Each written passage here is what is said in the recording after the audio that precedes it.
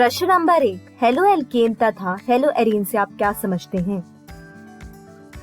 उत्तर, aliphatic यौगिक में से जब H के स्थान पर हेलोजन आता है तो उन्हें हेलो एल्केन कहा जाता है, जबकि एरोमेटिक यौगिक में से जब H के स्थान पर हेलोजन आता है तो उसे हेलो एरीन कहते हैं। ये कुछ इस प्रकार से दर्शाया जाता है। प्रश्न नंबर 2, डाई हैलाइड कितने प्रकार के होते हैं? प्रत्येक का उदाहरण दीजिए।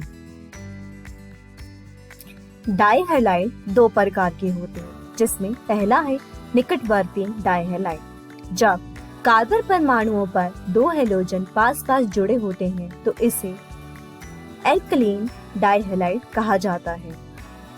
उदाहरण के तौर पर एथिलीन डाई हैलाइड। दूसरा है जैम डाई हैलाइड। जब एक ही कार्बन पर 2 हैलोजन जुड़े होते हैं तो इसे जैम डाई हैलाइड कहते हैं।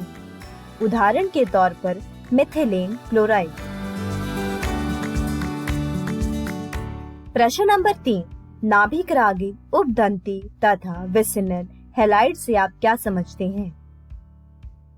नाभिक रागी, उपदंती साइनाइड तथा नाइट्रेट जैसे समूहों में 2 नाभिक रागी केंद्र होते हैं। इसे नाभिक रागी उपदंती कहा जाता है। विसिनल हैलाइड, यदि हैलोजन परमाणु श्रृंखला के 2 निकटवर्ती कार्बन परमाणु उपस्थित हो तो इसे विसिनल हैलाइड कहते हैं। प्रश्न नंबर 4, निम्नलिखित को परिभाषित करें। उत्तर, ध्रुवण घूर्णकता, वह पदार्थ जो समतल ध्रुवित प्रकाश के तल को किसी विशेष दिशा में घुमा देते हैं उन्हें ध्रुवण घूर्णकता कहा जाता है।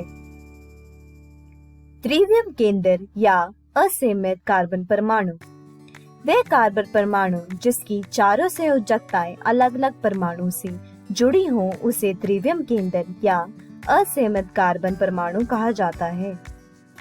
प्रतिबिंब रूपी, वह यौगिक जिनके अणु सूत्र, संरचना सूत्र, भौतिक व रासायनिक गुण समान हो परंतु ध्रुवित प्रकाश के प्रति व्यवहार अलग अलग हो उन्हें प्रतिबिंब रूपी कहा जाता है।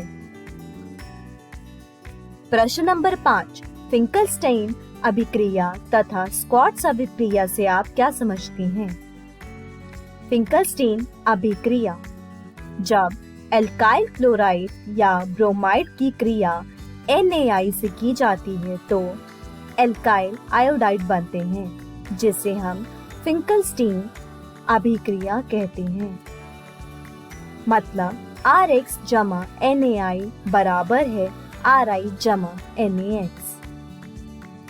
स्क्वार्ट्ज अभिक्रिया, जब RCl अथवा RBr की क्रिया AgF से की जाती है तो एल्काइल क्लोराइड बनते हैं। मतलब Rx जमा AgF बराबर है Rf जमा AgX। प्रश्न नंबर 6, निम्नलिखित को परिभाषित करें। उत्तर, कार्बधात्विक यौगिक, अधिकांश कार्बनिक क्लोराइड, ब्रोमाइड तथा आयोडाइड कुछ धातुओं के साथ अभिक्रिया करके कार्बन धातु आबंध युक्त यौगिक बनाते हैं, जिन्हें कार्बधात्विक यौगिक कहा जाता है। एकाइरल अणु, वे वस्तुएं जो एक दूसरे पर अध्यारोपित होती हैं उन्हें एकाइरल अणु कहा जाता है। उदाहरण के तौर पर किताब, प्याली, पान। प्रश्न नंबर 7, कायरल अणु किसे कहते हैं? उत्तर, वे अणु जो अपने दर्पण प्रतिबिंब पर अध्यारोपित नहीं होते हैं उन्हें कायरल अणु कहा जाता है। यह ध्रुवण घूर्णक होते हैं। इनमें असीमित कार्बन परमाणु होता है जिसे कायरल केंद्र कहा जाता है। उदाहरण के तौर पर ब्रोमो, क्लोरो, आइडोमीथेन तथा ब्यूटेन 2 और। प्रश्न नंबर 8, हैलोजन का वर्गीकरण क्या है? व्याख्या करें। उत्तर, जब एल्केन में हाइड्रोजन परमाणु के स्थान पर 1, 2, 3, 4 हैलोजन परमाणु आते हैं तो उन्हें mono, di, tri, tetra halide कहा जाता है। उदाहरण के तौर पर मीथेन तथा मोनोक्लोरोमीथेन।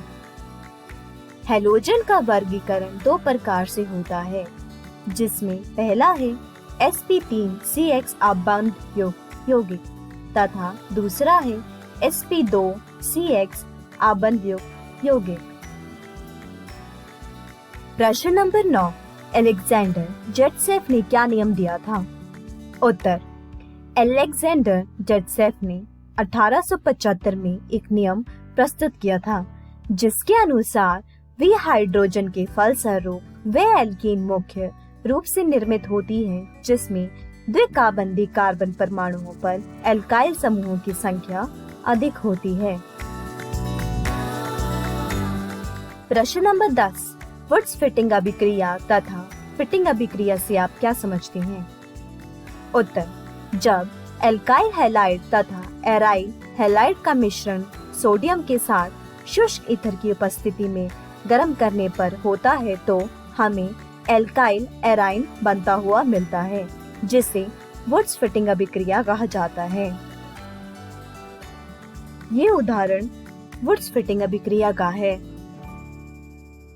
फिटिंग अभिक्रिया, एराइल हैलाइड भी शुष्क ईथर में सोडियम के साथ अभिक्रिया द्वारा सजातीय यौगिक देते हैं, जिसमें 2 एराइल समूह परस्पर जुड़े होते हैं, जिन्हें फिटिंग अभिक्रिया कहा जाता है। ये उदाहरण फिटिंग अभिक्रिया का है। धन्यवाद।